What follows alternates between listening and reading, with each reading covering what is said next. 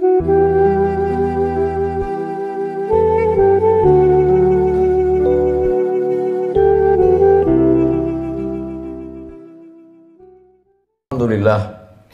wassalatu wassalamu ala rasulillah Sayyidina wa maulana Muhammad ibni Abdillah wa ala alihi wa sahbihi wa man tabi'ahu wa mawalah. Ashhadu an la ilaha illallah wahdahu la syarika lah wa ashhadu anna sayyidana wa maulana Muhammadan abduhu wa rasuluhu la nabiyya ba'dah. Allahumma salli ala Sayyidina Muhammadin nabiyil ummi wa ala alihi wa sahbihi wa barik wa sallim. Qala Allah Ta'ala fil Qur'anil azim wa huwa asdaqul qailin. A'udzu billahi minasy syaithanir rajim. Ya ayyuhalladzina amanu taqullaha haqqa tuqatih wa la tamutunna illa wa antum muslimun. Wa qala ta'ala fi ayatin ukhra.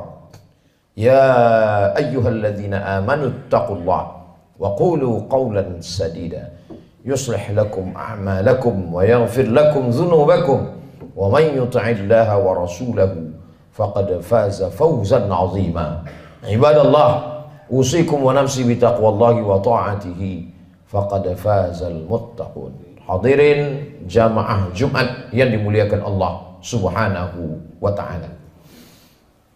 Ketika Nabi Musa alaihi salam membawa Bani Israel menyeberang Laut Merah, bagaimana penderitaan yang dialami oleh Nabi Musa alaihissalam? Mereka bertemu dengan sekelompok manusia yang menyembah berhala.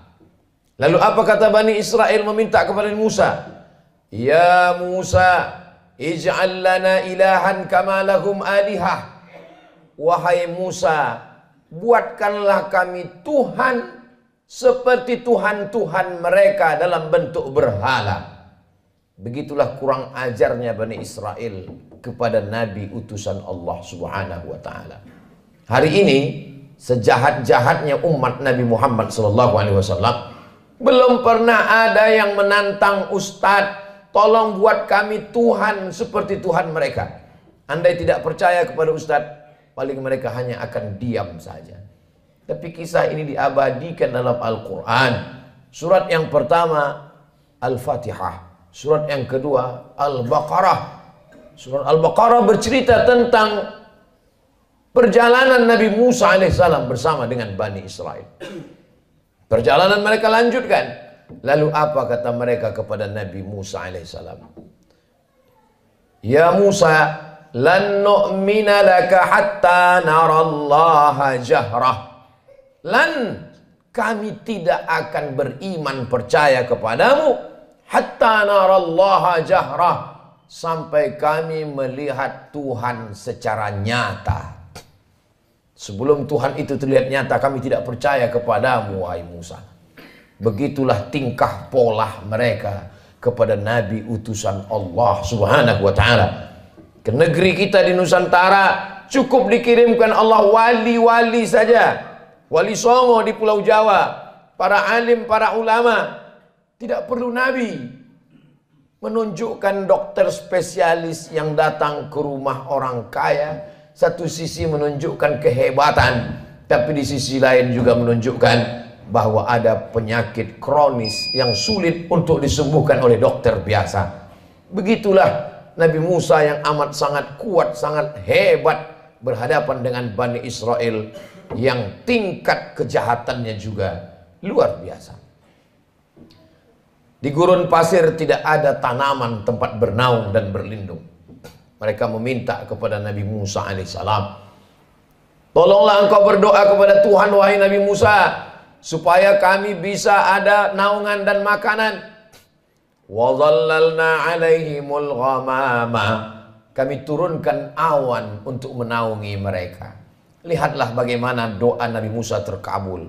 Kalau melihat tingkah pola Bani Israel, Allah sangat marah. Tapi karena kelembutan Nabi Musa, wa dhallalna alaihimul ghamama wa anzalna alaihimul manna wassalwa, kami turunkan makanan yang manis dan yang asin. Yang asin, sebagian ahli tafsir mengatakan panggang burung. Yang manis adalah untuk cuci mulut mereka. Lalu apa permintaan Bani Israel? Kita kalau diberi makanan bersyukur kepada Allah, alhamdulillah. Tapi apa kata Bani Israel? Lan nasbira ala ta'amin wahidin. Kami tidak sabar kalau makanannya cuman ini. Kami minta supaya Tuhanmu menurunkan kepada kami wafumiha wa adasiha wa basaliha. Kami ingin bawang merah, bawang putih, kacang asal. Betapa kurang ajarnya Bani Israel kepada Nabi Musa alaihissalam. Dikabulkan Allah doa tidak kepanasan, dikirimkan makanan surga, meminta makanan-makanan. Sampai Allah mengatakan, atastabdiluna alladhi huwa adna billadhi huwa khair. Apakah kalian meminta makanan yang lebih rendah kualitasnya, yang busuk dan berbau, padahal kamu sudah diberikan makanan yang terenak dan terlezat. Semakin orang paham membaca Al-Quran, maka dia tidak terkejut atas perlakuan Bani Israel yang hari ini sudah menjadi sebuah negara. Negara itu bernama Israel. Hari berganti, musim berubah, zaman sudah modern, tapi tingkah, pola, cara mereka bertindak sudah disebutkan dalam Al-Quran 1445 tahun yang lalu. Begitulah Allah Subhanahu wa ta'ala ingin menceritakan kepada kita. Kalau kita baca Al-Quran, fa'tabiru, ambil pelajaran bagaimana jahatnya Bani Israel. Ketika Allah Subhanahu wa ta'ala memerintahkan kepada mereka untuk berperang bersama Nabi Musa alaihissalam, apa kata mereka Bani Israel? Idhab anta wa rabbuka faqatila inna hahuna qa'idun. Wahai Musa, pergilah engkau berperang bersama Tuhanmu. Inna hahuna qa'idun. Kami di sini duduk-duduk saja. Kalau kau mau perang, pergilah perang. Pergilah engkau berperang bersama Tuhanmu. Kami tak akan mau bersama engkau, wahai Musa alaihissalam. Berbeda dengan umat Nabi Muhammad sallallahu alaihi wasallam. Kalau diajak untuk berperang, mereka rela, karena prinsip hidup mereka adalah iskariman. Kalau hidupnya hidup mulia, au mut syahidan. Kalau matinya adalah mati syahid. Begitu juga ketika bala tentara pasukan Fir'aun mengejar mereka dari belakang. Mundur ke belakang, mati dibunuh Fir'aun. Maju ke depan, tenggelam di Laut Merah. Ketika itu apa yang mereka katakan kepada Nabi Musa? Ya Musa, inna lamudrakun. Kita akan tertangkap Musa. Kita akan ditangkap oleh pasukan, ya ditangkap oleh pasukan Fir'aun beserta bala tentaranya, wahai Musa. Ketika itu Nabi Musa menjawab, kalla, sekali-kali tidak. Inna ma'iya rabbi sayahdin. Aku akan selalu bersama dengan Allah Subhanahu wa ta'ala. Coba bandingkan jawaban Nabi Musa dengan jawaban Nabi Muhammad sallallahu alaihi wasallam ketika berada di dalam Jabal Sur saat akan hijrah ke kota Al-Madinah Al-Munawwarah dari kota Makkah Al-Mukarramah. Apa kata Nabi Muhammad SAW kepada sahabatnya Sayyidina Abu Bakar Siddiq? Abu Bakar ketakutan. Seandainya orang kafir musyrik itu menoleh ke bawah, la absarana, mereka akan melihat kita, mereka akan menangkap kita, wahai Muhammad. Kata Abu Bakar Siddiq berdua di dalam gua di Jabal Sur. Apa kata Nabi Muhammad menenangkan Abu Bakar? La tahzan, jangan kau sedih, jangan kau takut, jangan kau cemas. Innallaha ma'ana, Allah bersama dengan kita. Nabi mengatakan kepada Abu Bakar, Allah bersama kita. Tapi Nabi Musa tidak berkata demikian. Allah bersamaku, tidak bersama kalian. Sahabat Nabi Muhammad ketakutan. Nabi Muhammad menenangkan orang ketakutan. Sahabat Nabi Musa menakut-nakuti. Maka Nabi Musa berkata, Allah bersamaku, tidak bersama dengan kalian. Segala yang diceritakan Allah dalam Al-Quran, yang selama ini orang hanya membaca tulisan di atas kertas, hari ini mata melihat, menyaksikan. Untuk peduli kepada Palestina, tidak perlu menjadi seorang Muslim, tidak perlu menjadi orang Islam, cukup menjadi manusia saja. Hari ini Allah ingin menyingkapkan tabir betapa Allah menunjukkan kebatilan Tapi sampai masanya nanti pertolongan Allah Subhanahu wa Ta'ala akan datang. Kenapa kita dapat pahala membunuh cicak? Karena ternyata ketika Nabi Ibrahim alaihissalam dibakar, maka ketika itu cicak ikut meniup, menghembus api itu supaya semakin besar. Itulah salah satu yang disebutkan Nabi SAW. Walaupun secara medis dan kesehatan, andai ada orang tidak percaya kepada hadis, tidak percaya kepada ayat, dia tetap juga akan membunuh cicak. Karena cicak membawa materi, jari-jarinya melekat ke makanan, banyak virus. Tapi ada cerita di balik itu, bahwa dia ikut berkontribusi, walaupun hanya dengan hembusan napasnya, ikut membakar Nabi Ibrahim alaihissalam. Sementara burung pipit, ketika Nabi Ibrahim dibakar, harriquhu, nyalakan api, bakar dia. Burung pipit datang membawa setetes dua tetes air. Setetes dua tetes air yang dibawa oleh burung pipit untuk memadamkan api yang membakar Nabi Ibrahim tidak ada pengaruhnya. Lalu binatang yang lain bertanya, wahai burung pipit, untuk apa kau bawa dua tetes air memadamkan api yang bergejolak membakar Nabi Ibrahim? Kata burung pipit, aku tidak melihat efeknya, tapi aku hanya berharap ketika nanti di hadapan Allah waktu ditanya, apa yang sudah kau lakukan ketika mereka membakar Ibrahim? Aku sudah melakukan sesuatu. Jangan pernah menganggap sepele perbuatan kita hari ini. Kita tak bisa datang ke Palestina memakai baju perang, tapi kalau kita berkumpul bersama, mengumpulkan dana, duit itu akan dikirim melalui lembaga yang terpercaya. Di antaranya dompet duafa, untuk membeli susu bayi, untuk membeli selimut, untuk membuat sumur bor supaya mereka bisa makan dan minum. Maka bantuan itu sama seperti tetesan burung pipit yang memadamkan api Nabi Ibrahim alaihissalam. Jangan pernah tertawa melihat kebatilan. Kalau belum pernah bisa membela Palestina dengan nyawa, dengan harta, jangan pernah mentertawakan. Karena dulu 1945 ketika kita Presiden Insinyur Soekarno, Bung Hatta memproklamirkan kemerdekaan Indonesia, di antara umat di dunia ini yang mendukung kemerdekaan kita adalah Imam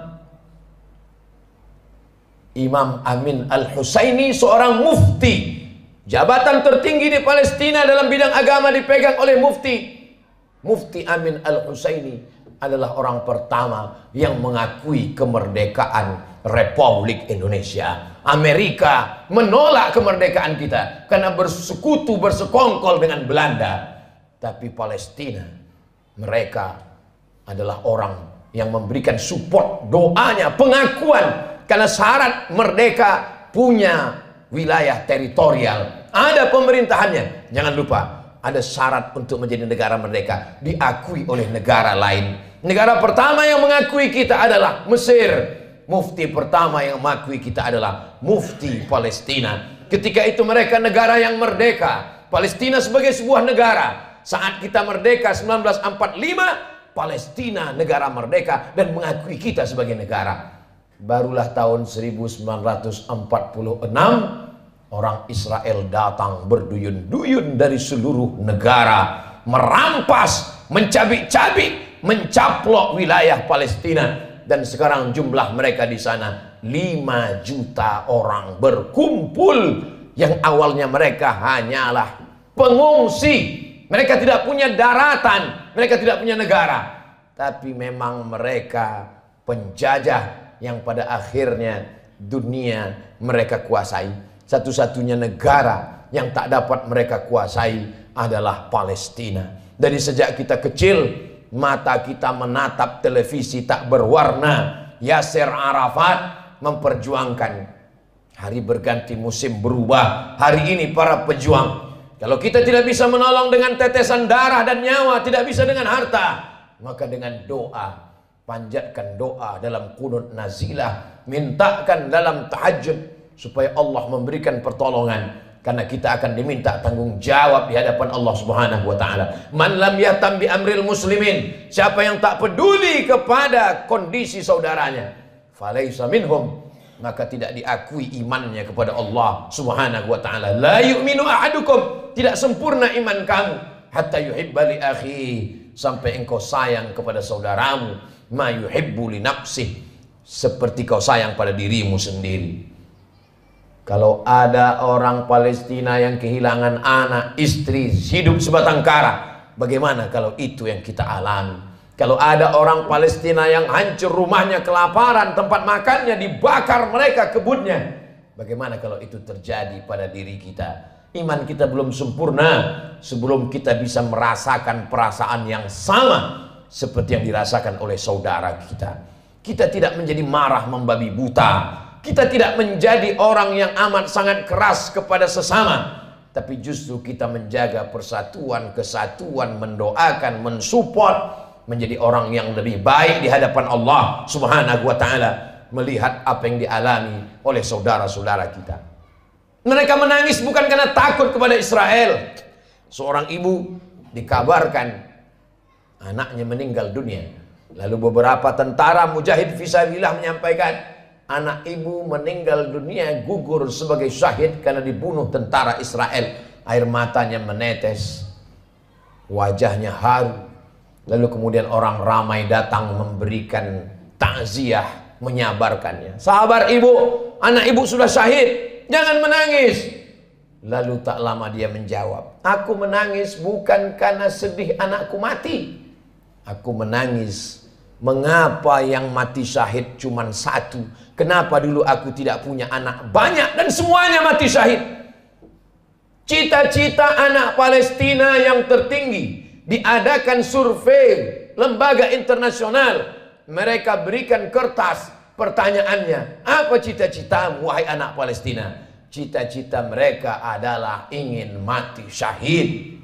Sejak 1946 Israel datang sampai hari ini 2023. Kenapa mereka tidak pergi ke Amerika, ke Eropa, ke Australia untuk mendapatkan suaka politik?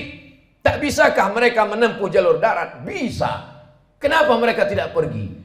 Mereka ingin mati sebagai syahid dan tidak ingin meninggalkan bumi yang diberkahi, yang disebutkan dalam Al-Quran, Subhanalladzi asra bi'abdihi laylan minal masjidil haram ilal masjidil aqsa. Kalau hari ini kita merasa kasihan, sesungguhnya yang lebih layak dikasihani adalah diri kita yang tidak pernah mementingkan agama Allah, yang tidak pernah bercita-cita ingin menjadi syahid. Wa tilkal ayyamu nudawiluha bainan nas. Demikianlah hari itu kami tukarkan, kami pergantikan silih berganti. Untuk apa Allah buat ada tahun lalu dan tahun ini? Untuk apa Allah buat ada Jumat yang lalu dan Jumat ini? Liya'lamallahu alladhina amanu. Allah mau melihat siapa yang imannya istiqamah. Wa yattakhidha minkum syuhada. Allah ingin melihat siapa yang mati syahid.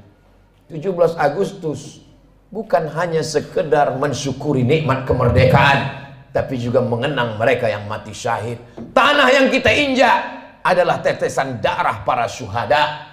Tempat kita berjalan adalah kain kafan mereka yang mati syahid. Negeri ini merdeka karena mereka mati syahid. Siapa yang menyampaikan itu? Yang menyampaikan itu adalah para alim dan ulama. Kalau kita hari ini kasihan, sesungguhnya sisakanlah rasa kasihan pada diri kita sendiri yang belum tentu diterima Allah. Kita semua akan diminta tanggung jawab nanti di hadapan Allah Subhanahu wa taala. Salahuddin Al-Ayyubi, kalau dia ditanya Allah, apa yang sudah kau lakukan wahai Salahuddin? Salahuddin menjawab, aku sudah memerdekakan Palestina. Ditakdirkan Allah kita hidup tahun 2023. Zaman dulu kalau terjadi pembunuhan orang di Nusantara, nenek moyang kita tak tahu apa yang terjadi di Palestina. Beritanya lambat. Hari ini, pembunuhan di detik ini, videonya langsung di-share dan kita bisa melihatnya. Kita diminta tanggung jawab di hadapan Allah Subhanahu wa taala. Salat kita, puasa kita, zikir kita. Tapi jangan lupa, kita akan diminta tanggung jawab. Apa peduli kita kepada Masjidil Aqsa, tempat Isra Mi'rajnya Nabi Muhammad SAW.